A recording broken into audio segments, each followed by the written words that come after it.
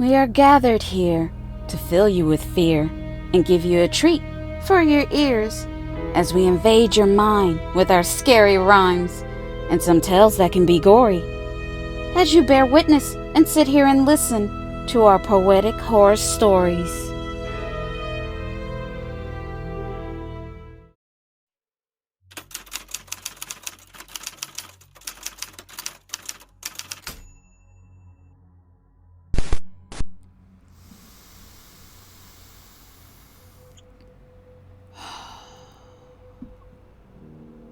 I'm a detective.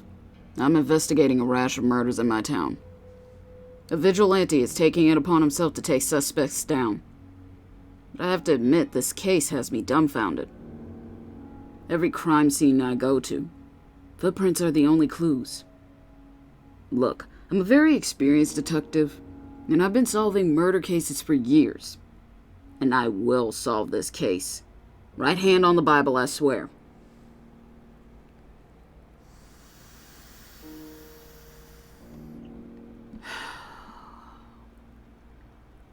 But this case does keep me awake at night. It's my obsession. It's my vice. The attacker only attacks suspects who are accused of murder, but they got off on a technicality, when it is obvious they did it and should be behind bars. But instead, they are out roaming around scot-free. I don't blame the attacker for taking justice into his own hands. I know it's wrong, but a part of me does understand. If I had it my way, they wouldn't have to worry about jail, because I would condemn them all straight to hell. These corrupt leaders, politicians, judges, and even our mayor. I hope this has them all scared. But my feelings aside, I have a job to do. Doesn't matter about my personal views. I can tell you one thing, the attacker is very cunning, smart, and always a few steps ahead. Like he has insight. He's like a ghost or a phantom moving in the night.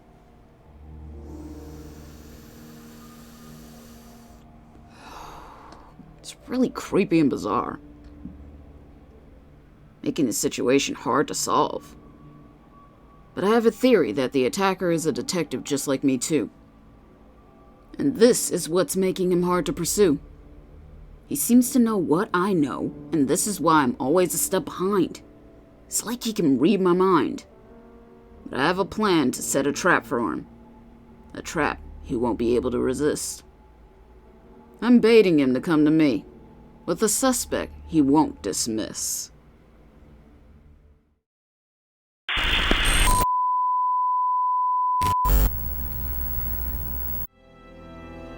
This is just a friendly reminder to please like and comment to let us know how we are doing so far. We would love to hear from you all. And if you're new, please subscribe and become a part of the PHS crew. And we thank you.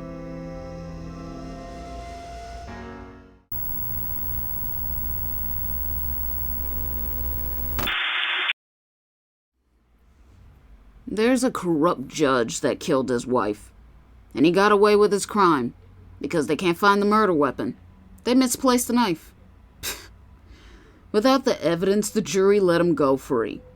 His motive for killing his wife was that she wanted a divorce. She was going to take the kids, half of his property, and money. She hired me to investigate to see if he was cheating. I discovered he was. He was sleeping with his assistant, lying to his wife that he had late-night meetings. He's the scum of the earth. He's the worst of the worst.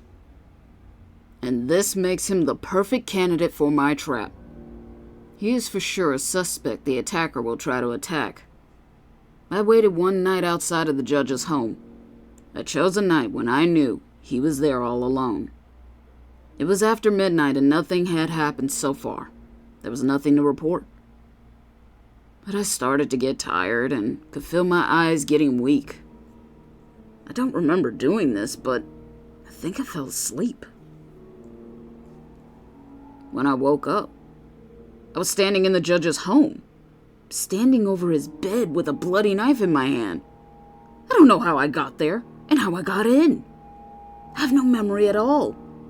I don't know what happened. I didn't know what to make of it. It was hard for me to comprehend, to imagine. All I remember was waiting in my car, and I must have fallen asleep. But this still doesn't make any sense to me.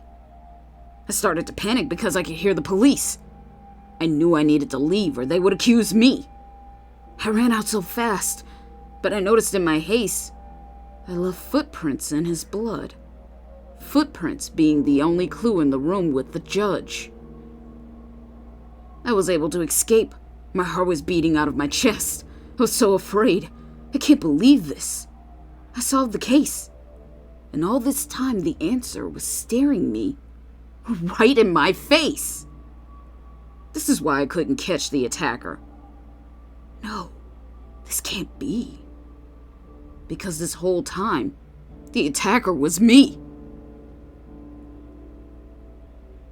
This is based on a true story that Renee writes, the author, took impression from.